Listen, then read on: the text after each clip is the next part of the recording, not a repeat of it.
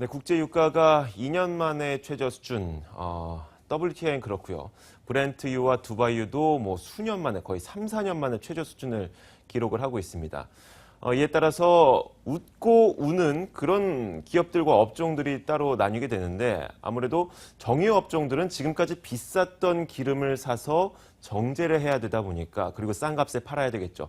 정유 업종들은 울상을 줄 수밖에 없습니다. 하지만 기름을 직접 원료로 사용하고 있는 해운주라든지 항공주 이런 기업들은 오히려 반색하면서 활짝 웃고 있는데 과연 국제유가의 하락이 업종별로 어떤 영향을 미치고 있고 그리고 현재 상황 어떤지 취재기자와 함께 직접 이야기를 나눠보도록 하겠습니다. 이충우 기자 나와 있습니다. 어서 오세요. 안녕하십니까? 네. 오늘은 안경을 벗으셨네요. 네, 가끔 벗을 때가 있습니다. 누가 벗는 게 더 낫다고 하던가요? 네, 그러신 분들 꽤 계셔가지고. 알겠습니다. 자, 벗는 게 낫다고 하니까 일단 이야기할 때는 이 카메라를 좀 잘 보시면서 네. 잘생긴 얼굴 좀. 알겠습니다. 네. 자, 본격적인 이야기를 나눠보도록 하겠습니다. 자, 국제유가 브렌트유 그리고 WTI 두바이유까지 세 종류의 국제유가가 있을 텐데 이 유종별로 몇 년 만에 최저치, 몇 년 만에 최저치 이렇게 얘기가 조금씩 다르게 나타나고 있는데 아무튼 수년 만에 최저치를 기록하고 있죠. 네, 현재 상황 좀 전해주시죠. 우선 그 미국 서부 텍사스 원유 가격을 보면요, 그 4일 종가 기준으로 77.19달러에 마감했습니다. 이 전날인 3일 종가보다 1.59달러, 네. 2.02% 떨어진 수치인데요. 이는 2011년 10월 4일 이후 가장 낮은 가격입니다. 지난달과 비교하면 12% 정도 떨어졌고, 그리고 올해 들어서는 20%나 하락했는데요. 그 최대 산유국인 사우디아라비아가 미국으로 수출하는 원유 가격을 인하하겠다고 발표한 영향이 큽니다. 이 발표로 인해서 전날인 3일에도 2년 만에 최저치를 기록하는 등 하락세를 이어가고 있습니다.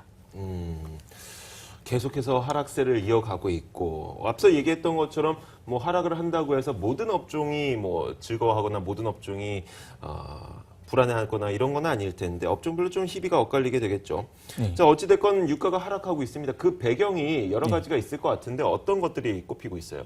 일단 그 세계 경제 성장률이 둔화되면서 수요는 줄고 공급은 늘기 때문인데요. 그 공급 과잉 요인 중 하나로 미국의 원유 생산량 확대를 꼽을 수 있는데 그 기술 발달로 퇴저감, 그러니까 즉 세층에서 채굴하는 원유 생산량이 늘은 영향이 가장 컸습니다. 그 셰일로 인해 잠재 생산량을 고려하면 2020년에는 그 미국이 사우디아라비아를 제치고 최대 산유국이 될 것이라는 전망까지 나오고 있는데요. 그 상황 이렇자 기존 원유 시장의 강자인 중동 국가들은 미국에 맞서 오히려 원유 생산량을 늘리고 있습니다. 중동 국가들이 시장 점유율 유지를 위해 가격 인하 경쟁을 하고 있어서 유가 하락세는 지속될 전망인데요. 이 같은 분석에 따라 미국 골드만삭스는 내년 2분기까지 유가가 배럴당 70달러 선까지 하락할 것으로 예상하고 있습니다. 네, 골드만삭스에서 그 유가 전망을 70달러까지 내렸다는 것들 아마 다들 들어서 아실 텐데 좀 업계를 직접 취재하다 보면 진짜 현실성이 있다 혹은 좀 과한 분석이다 이렇게 엇갈릴 것 같은데 업계에서 어떻게 얘기하고 있습니까? 업계에서 아무래도 정유업계에서는 그 정도 선까지 떨어지지 않기를 기대하고 있죠. 현재 그렇죠. 수준에서 이제 하향 안정세를 이뤄가지고 정제 마진은 좀 더 개선되고 있길 바라는 분위기인데 그런 증권사라든지 아니면 이제 골드만삭스 같은 분석을 봤을 때는 70달러 선까지도 하락이 가능하다 이런 전망도 나오고 있습니다. 네, 전망에 대한 분석도 좀 많이 엇갈리고 있는 그런 상황이네요. 그렇습니다. 한번 저희가 그 국제유가의 추이는 계속 지켜봐야 될 것 같아요. 어찌됐건 이렇게 그 유가가 떨어지게 되면서 정제 마진도 꽤 많이 하락하고 있죠. 예, 그렇죠. 정제 마진 같은 경우 보기 앞서 일단은 이번 3분기에 가장 큰 손실의 원인은 바로 그 재고평가 손실인데요. 정유사에서요? 예, 정유사에서 이제 재고평가 손실로 인해서 최근 실적이 크게 악화가 됐는데 일단 그 SK이노베이션 같은 경우 본업인 정유사업에서 3분기에 2,200억 원이 넘는 영업 손실을 기록했는데 그 지난해보다 85% 정도 감소한 수치입니다. 그 SO일 역시 매출의 80%를 차지하는 정유 부분에서 3분기에만 1,900억 원에 달하는 영업 손실을 했는데 그 주요 원인이 그 유가 하락으로 원유 재고분에 대한 평가 가치가 떨어졌기 때문인데 그 SK이노베이션 같은 경우는 재고평가 손실액이 1,400억 원이나 됩니다. 그 말이죠. 우리가 국제유가가 $100였을 때 이제 정유사들은 미리 기름을 사놓지 않습니까? 이제 정제를 해야 되기 때문에.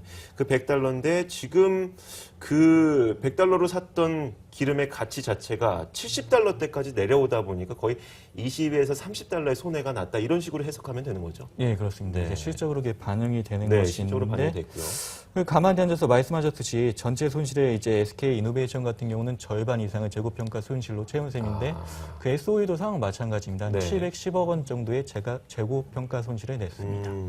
재고평가 손실 자체가 굉장히 큰데 그뿐만이 아니라 정제 마진도 계속해서 가격이 떨어지고 있잖아요. 예를 들어서 언제였죠? 제가 정확하게 기억은 나지 않지만 배럴당 $6 정도였던 정제 마진 자체가 배럴당 $3까지 거의 절반가량으로 떨어졌다고 들었는데요. 네, 그렇습니다. 어때요? 정확한데요. 네. 이제 이번 3분기에 말씀하셨듯이 2분기보다 정제 마진이 절반 정도 이제 반토막이 난 상황입니다. 그 원유와 석유 제품 간 가격 차이인 정제 마진이 이제 정유 업계의 수익성을 나타내는 주요 지표인데요. 네. 그 유가 하락세가 바로 반영되는 석유 제품 가격이 빠르게 이제 하락하면서 수익성은 더욱 악화될 것으로 예상이 됩니다. 그러니까 아까 말씀하셨듯이 비싸게 사놓은 원유 재고로 값싼 제품을 만들어 팔면서 네. 마진은 점점 악화되고 있는 상황인데요. 더구나 이제 주요 수출국이었던 중국에서 이제 중국에서 이제 공급 과잉 상태에 빠지면서 네. 제품 가격 하락세는 더욱 가속화될 전망입니다. 그러네요. 유가는 추가적으로 하락할 가능성이 아직도 농후하고, 예. 이에 따라서 정유업계는 울상을 지을 수밖에 없고, 그런데 정유업계는 울상을 짓는다고 하지만 이런 소식과 함께 기쁨의 환호성을 지르는 업종도 분명히 있기 마련이겠죠. 기름 가격이 싸다 보니까 기름을 주 원료로 사용을 해야 되는 해운주라든지 항공주, 이들 기업들은 오히려 투입 원료 자체, 투입 원가 자체가 줄어들다 보니까 수익성이 개선되는 그런 효과를 얻을 수가 있게 됩니다. 자, 항공주와 그리고 해운주들의 현재 상황은 어때요? 예, 그렇습니다. 원가 비중에서 유류비가 차지하는 비중이 40%에 달하는 항공업계가 이제 대표적인 대단하네요. 수혜 네. 업종으로 꼽히고 있습니다. 그 올 9월까지 항공료 평균 가격을 보면요. 배럴당 이제 $119로 지난해보다 $4가량 떨어졌는데 최근에 하락폭이 더 커졌습니다. 네. 최근에 보면은 항공료 평균 가격이 $104대까지 떨어졌습니다. 그러니까 현재 상황만 놓고 보면 지난해보다 15% 정도 가격이 하락한 네. 셈입니다. 그 증권가 항공업계는 보통 이제 항공 유가가 배럴당 $1 하락하면은 300억 원 정도의 영업이익 증가가 예상된다고 보고 있습니다. 알겠습니다. 안 그래도 한동안 실적이 좋지 못했었던 항공주, 이번 3분기 실적이 조금 개선되지 않을까라는 기대감이 약간씩은 나타나고 있는데, 우리가 이 항공주도 두 개의 기업이, 큰 기업이 있지 않습니까? 대한항공과 네, 아시아나항공. 이 항공 기업들을 좀 분류해서 설명을 들어보고 싶은데, 이 각각 업체별로 네. 국제유가 하락이 어떤 영향을 미치고 있습니까? 그 대한항공 같은 경우는 연간 들어가는 연료비가 한 4조 3천억 원 정도 되는데요. 네. 그 유가 하락에 따라서 그 연간 2천억 원 이상의 영업이익 증가 효과가 발생할 것으로 보고 있습니다. 네. 아직 실적이 나오지 않아가지고 증권사마다 약간 전망치는 다르긴 하지만 한국투자증권 자료로 지난 3분기 유류비 절감 효과를 추정해 보면은 대한항공의 유류비는 1조 253억 원으로 지난해보다 8.9%, 1,021억 원 정도 감소할 것으로 예상이 네. 되고요. 아시아나일 같은 경우에는 3분기 유류비는 5,229억 원으로 지난해보다 288억 원, 5.2% 정도가 줄어들 것으로 추정이 됩니다. 네. 제가 가장 최근에 이 실적 발표 업데이트 캘린더를 받은 바로는 아마 오늘 대한항공이 실적을 발표하는 걸로 제가 보기엔 나와 있었고, 아시아나항공은 아마 11월 7일이니까 이번 주 금요일에 네. 실적을 발표할 것으로 예정이 되어 있으니까요. 다시 한번 좀 캘린더 체크하시면서 실적 확인하시면 좋을 것 같아요. 그런데 이제 그 3분기 실적이 이제 발표가 된다면은 이런 국제유가의 하락 효과가 어느 정도 반영이 됐는지를 알 수 있게 될 텐데, 4분기에도 더 개선될 수 있겠다라는 전망들이 있죠. 아무래도 국제유가 자체는 추가적으로 더 하락할 가능성이 있으니까요. 그렇죠? 예, 그렇습니다. 일단 아직 실적이 발표되지 않은 3분기부터 좀 살펴보면요. 네. 그 대한항공 같은 경우는 영업이익이 2,100억 원, 아시아나 같은 경우는 한 900억 원의 영업이익이 예상이 됩니다. 대한항공 같은 경우는 전년 동기 대비 30% 정도, 아시아나 같은 경우는 40% 정도의 영업이익 증가세가 예상이 되는데요. 네. 예, 4분기 실적 전망도 긍정적입니다. 이제 4분기에는 전통적인 항공화물 부분의 성수기로 꼽히고 있는데요. 그 3분기에 여객 부문에서 나타났던 실적 호조세가 4분기 화물 부분으로 이제 번지는 데다 유가 하락 효과가 본격화되면서 수익성 개선 효과는 더 커질 것으로 예상이 되고 있습니다. 네. 해운업계도 함께 짚어보죠. 해운업계도 마찬가지로 이 선박에서 기름을 사용하다 보니까 국제유가가 하락하고 기름값이 낮아지면 낮아질수록 도움이 되지 않습니까? 항공업계와 네, 비슷하죠? 예. 네. 그 선박용으로 쓰이는 싱가포르 벙커 CU 가격은 지난 6월 톤당 625달러였는데요. 네. 그 이달 들어서 480달러까지 하락했습니다. 그러니까 5달 사이에 23% 정도 가격이 떨어지는 네. 것인데요. 그 해운사 원가에서 유류비가 차지하는 비중은 20% 정도입니다. 그러니까 항공사와 마찬가지로 이 유류비가 차지하는 비중이 적지 않다 보니까 네. 뭐 수익성 개선 효과가 예상되고 있습니다. 그 증권사 보고서에 따르면은 유가가 10% 정도 하락할 때마다 그 연료비 감소로 인한 연간 영업이익 증가액은 한진해운이 190억 원, 네. 현대상선이 140억 원 정도로 추정이 됩니다. 알겠습니다.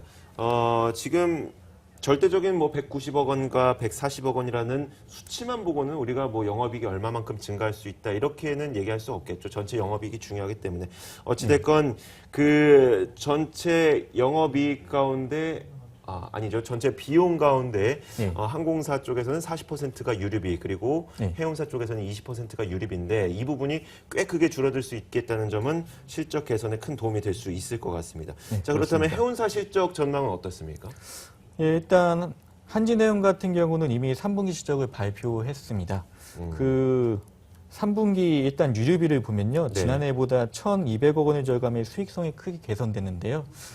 뭐 해운업계들은 요즘 장기 불황에 따른 위기 극복에 수익성 개선 작업에 주력하고 있는 상황입니다.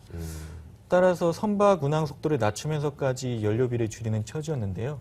근데 최근 유가 하락세에 따라서 연료비가 이제 자동으로 절감된 데다 네. 수익이 나지 않는 노선을 정리하는 자체 노력까지 더해가지고 수익성이 크게 개선됐습니다.